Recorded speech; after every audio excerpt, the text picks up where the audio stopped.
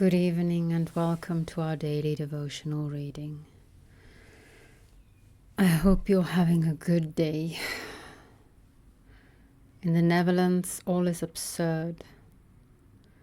It is the King's birthday. Happy birthday, King.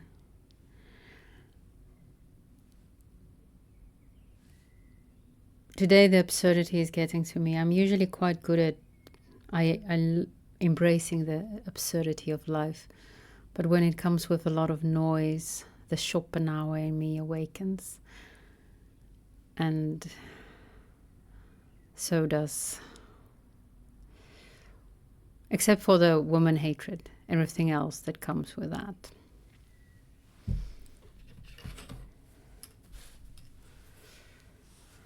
So I'm gonna need to take a very deep breath. Breathe with me, if you will.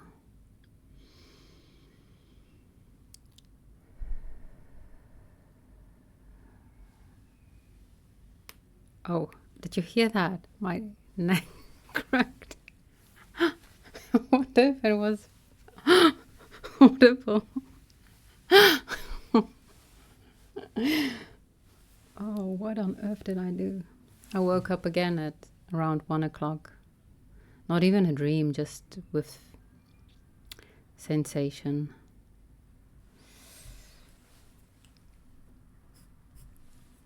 Maybe that's why I'm cranky, frustrated. No, it's probably the noise.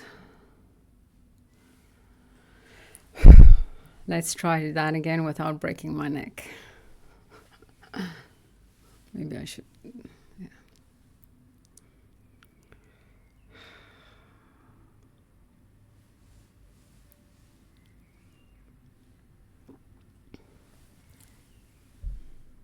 That's a bit too upset. Well, let's listen to Plato. Stranger. And when an individual truly possessing knowledge rules, his name will surely be the same. He will be called a king on this king's day. Again, happy birthday, King. And thus the 5 names of governments, as they are now reckoned, become one. Young Socrates. That is true. Stranger. And when an individual ruler governs neither by law nor by custom, but following in the steps of the true man of science, pretends that he can only act for the best by violating the laws, while in reality appetite and ignorance are the motives of the imitation. May not such a one be called a tyrant? Certainly. I didn't say it. Stranger. And this we believe to be the origin of the tyrant and the king, of oligarchies and aristocracies and democracies, because men are offended at the one monarch and can never be made to believe that anyone can be worthy of such authority. Again, I didn't say it. I'm reading Plato. Or is able and willing in the spirit of virtue and knowledge to act justly and holily to all. Didn't know that was a word. They fancy that he will be a despot who will wrong and harm and slay whom he pleases of us. For if there could be such a despot as we described, they would acknowledge that we ought to be too glad to have him, and that he alone would be happy, the happy ruler of the true and perfect state. Can someone please come up with a better alternative? Young Socrates, to be sure. Stranger. But then, as the state is not like a beehive and has no natural head who is at once recognized to be the superior both in body and mind, mankind the queen, I believe, mankind are obliged to meet and make laws and endeavor to approach as nearly as they can to the true form of government. True. Stranger. Whoopsie daisy. And when the foundation of politics is in the letter only and in custom, and knowledge is divorced from action, can we wonder, Socrates, at the miseries which there are and always will be in states? Any other art built on such a foundation and thus conducted would ruin all that it touched. Ought we not rather to wonder at the natural strength of the political bond? For states have endured all this time out of mind, and yet some of them still remain and are not overthrown, though many of them, like ships at sea, founder from time to time, and perish and have perished and will hereafter perish through the badness of their pilots and crew, ships in a night, who have the worst sort of ignorance and highest truths. I mean to say that they who are wholly unacquainted with politics, of which above all other sciences they believe themselves to have acquired the most perfect knowledge. Young Socrates, very true. Stranger, then the question arises, which of these untrue forms of government is the least oppressive to their subjects, though they are all oppressive, and which is the worst of them? Here is a consideration which is beside our present purpose, and yet having regard to the whole, it seems to influence all our actions, and we must examine it. Yes, we must. You may say that of the three forms, the same is at once the hardest and the easiest. What do you mean? I am speaking of the three forms of government which I mentioned at the beginning of the discussion: monarchy, the rule of the few, and the rule of the many. True. And if we divide each of these, we shall have 6, from which the true one may be distinguished as a 7th.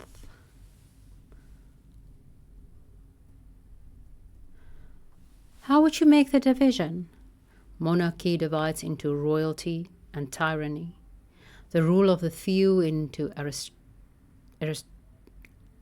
aristocracy, which has an auspicious name, and oligarchy, and democracy, or the rule of the many, which before was one, must now be divided. On what principle of division? On the same principle as before, although the name is now discovered to have a twofold meaning. For the distinction of ruling with law or without law applies to this as well as to the rest. Ah, yes. The division made no difference when we were looking for the perfect state, as we showed before, but now that this has been separated off, and, as we said, the others alone are left for us, the principle of law and the absence of law will bisect them all. That would seem to follow from what has been said. Then monarchy, when bound by good prescriptions or law, is the best of all the 6, and when lawless is the most bitter and oppressive to their subject.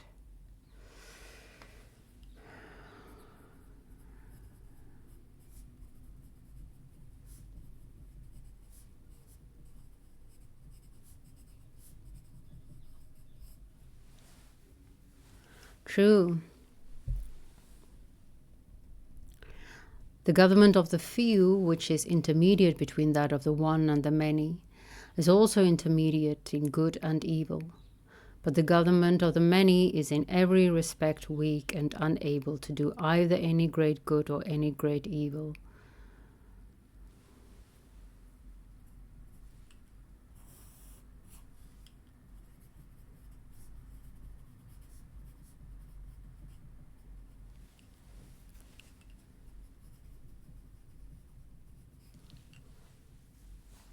When compared with the others, because the offices are too minutely subdivided and too many hold them. And this, therefore, is the worst of all lawful governments, and the best of all lawless ones.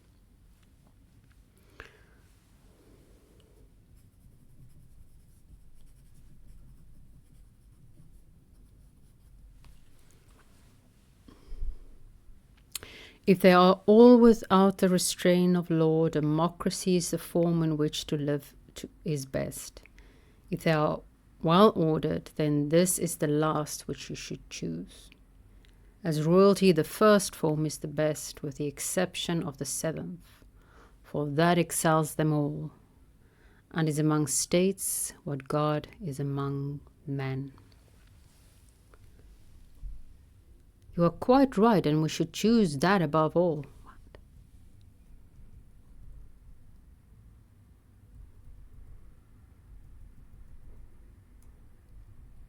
The members of all these states, with the exception of the one which has knowledge, may be set aside as being not statesmen but partisans, upholders of the most monstrous idols, and themselves idols, and being the greatest imitators and magicians, they are also the greatest of sophists. Young Socrates. The name of sophist, after many windings in the argument, appears to have been most justly fixed upon the politicians, as they are termed.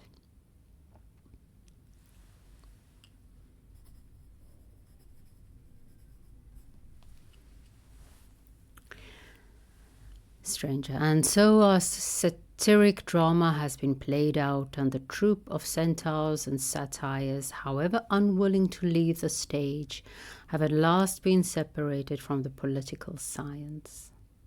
So I perceive. There remain, however, natures still more troublesome, because they are more nearly akin to the king, and more difficult to discern.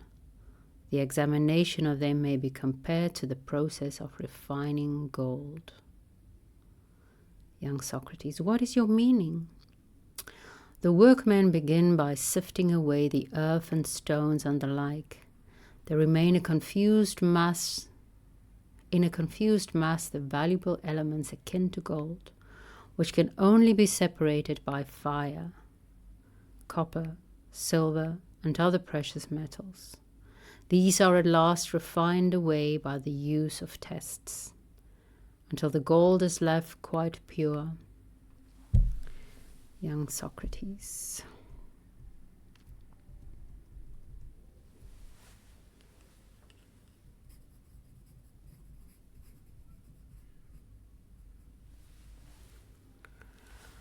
Yes, that is the way in which these things are said to be done.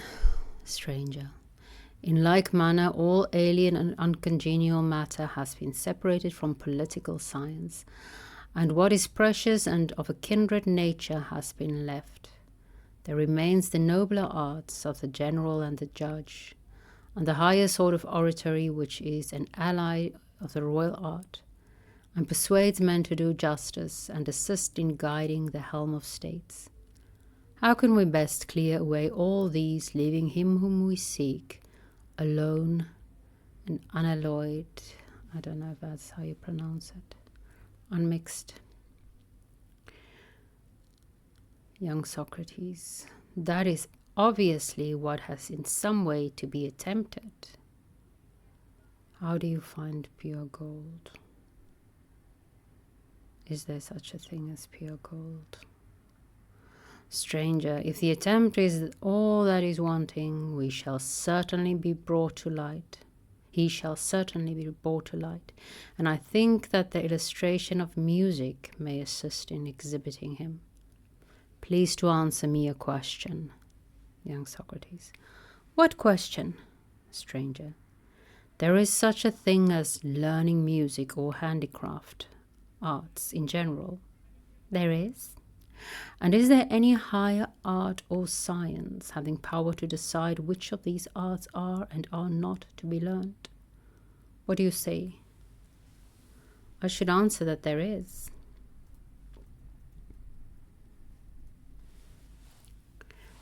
Stranger, and do we acknowledge this science to be different from the others?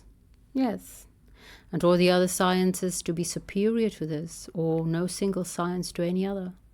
Or ought this science to be the overseer and governor of all the others? The latter.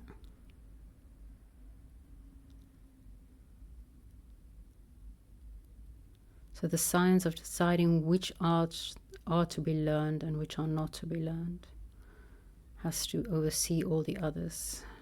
Makes sense. You mean to say that the science which judges whether we ought to learn or not must be superior to the science which is learned or which teaches? Far superior. And the science which determines whether we ought to persuade or not must be superior to the science which are able to persuade? Of course. Very good, and to what science do we assign the power of persuading a multitude by a pleasing tale and not by teaching? That power, I think, must clearly be assigned to rhetoric. And to what science do we give the power of determining whether we are to employ persuasion or force towards anyone, or to refrain altogether? To that science which governs the art of speech and persuasion, to that science which governs the arts of speech and persuasion, which, if I am not mistaken, will be politics. Very good. Rhetoric seems to be quickly distinguished from politics, being a different species, yet ministering to it. Yes. Thus far our scripture of the evening.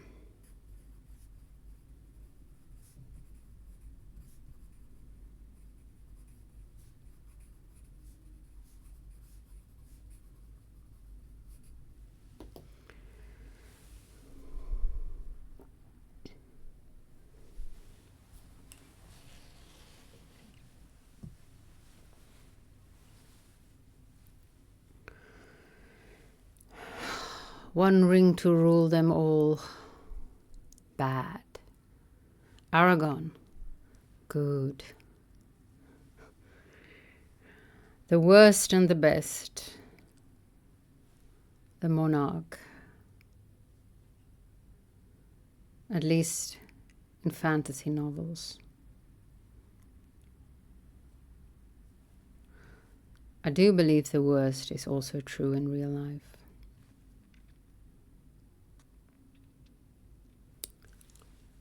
That a monarch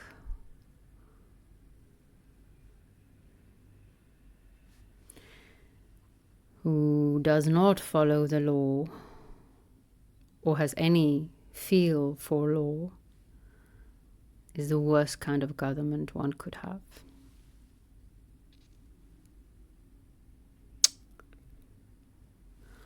Democracy being no great good or no great evil seems indeed to be the best option.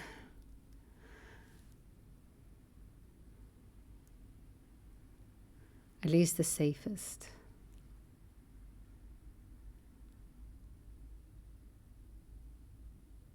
I heard someone, I was just watching more Alex, something from some time ago, a long time ago. Someone say, well, this view is coherent. Whether it's true, I don't know. But he subscribes to it. See, that is exactly why I prefer to have an incoherent worldview and pick up bits and pieces along the way, if at all. Tasting for what feels, what tastes true, what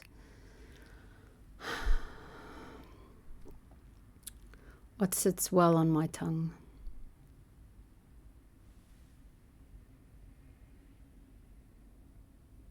And of course, I'm a flawed judge.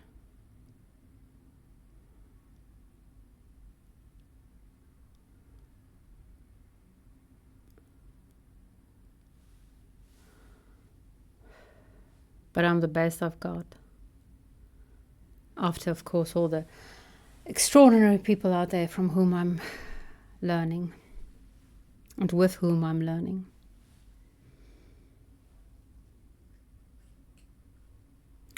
That's why we need others.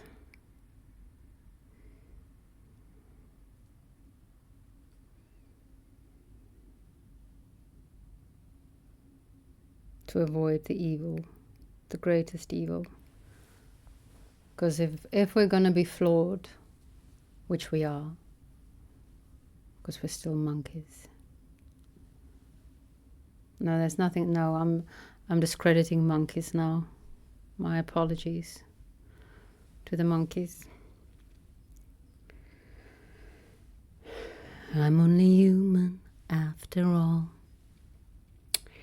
Then probably democracy is the best, also in finding the truth.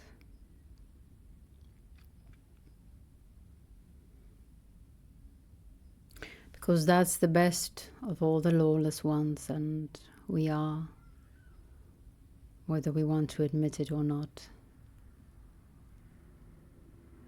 without laws at this stage. Well, I don't know if that's completely true. I know for a fact from personal experience that even if there's no God, that does not mean everything is permitted, or that one has any desire to do anything that would have been contrary to what the religious would want you to do.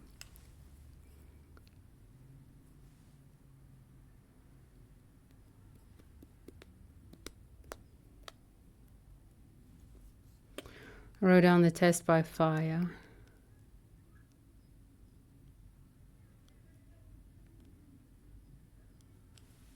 I don't know how to interpret that.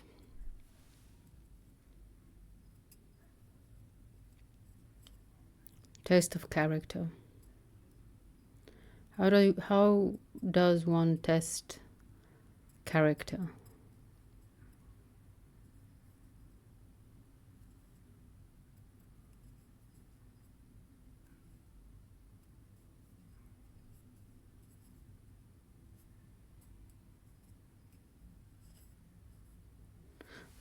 Part of me feels reluctant to put any test there because of my fear of my own failing.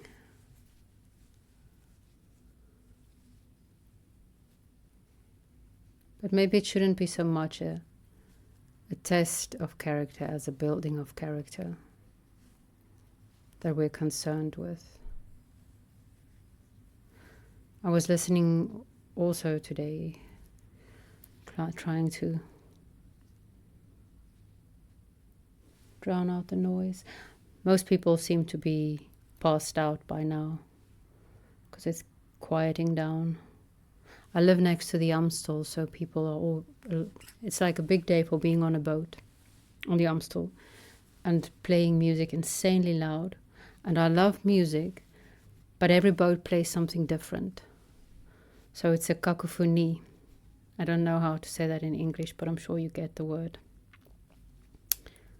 Oh, I've even got my thingamajiggy the wrong way on. What a fool's day indeed.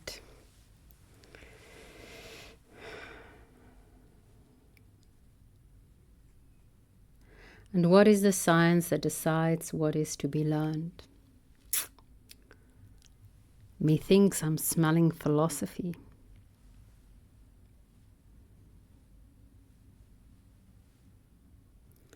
But we will have to wait and see.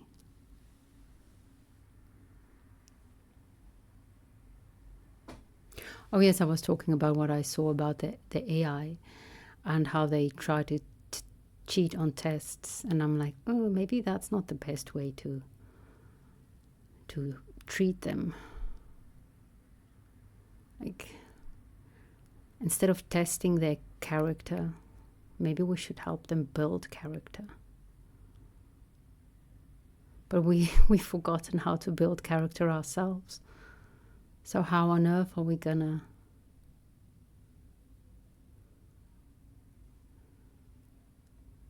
implement that with them?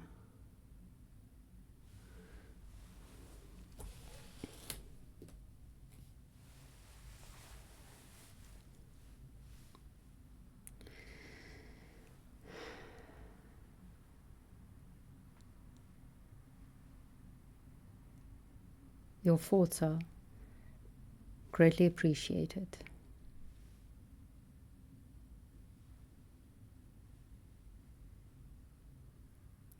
in this madhouse.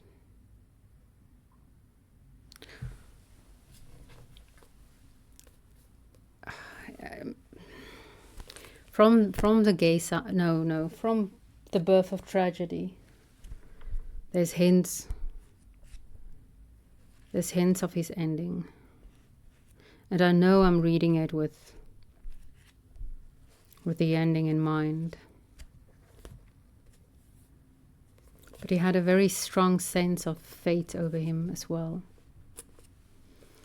So the way I usually say that is that the book has already been written. We're just playing it out. That is my sense of fatality. And then fatality in the sense of fated, not as in death.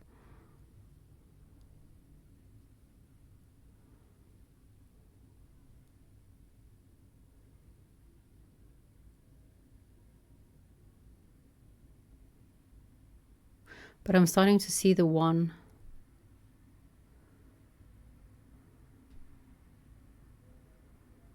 Some sort of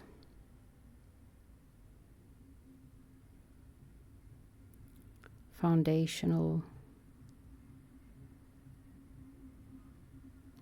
principle. And we the parts. Well, that's also what I was thinking today. Oh, I was also thinking I should let you go with a blessing before I start rambling. Maybe tomorrow, if I remember.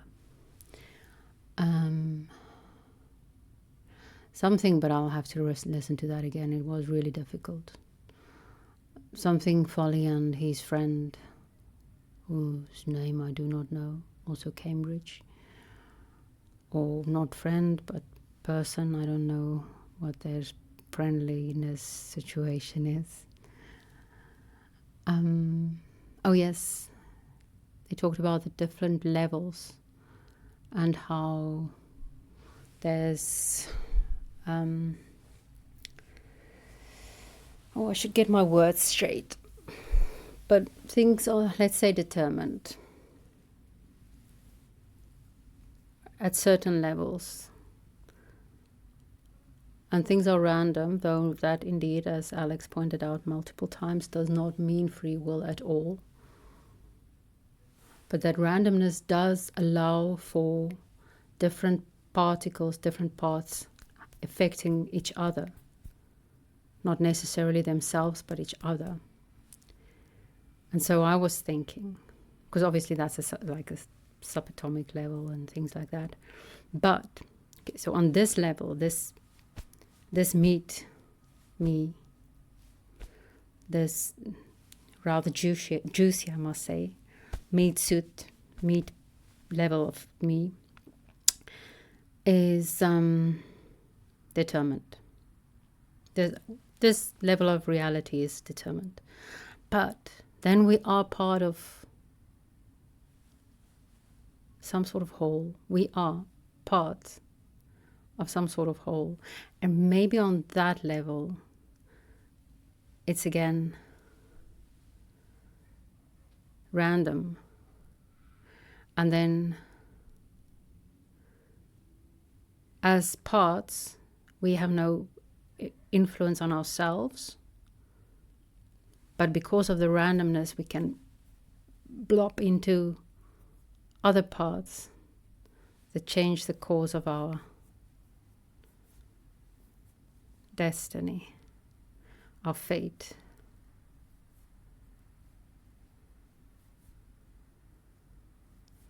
I don't know. But yeah.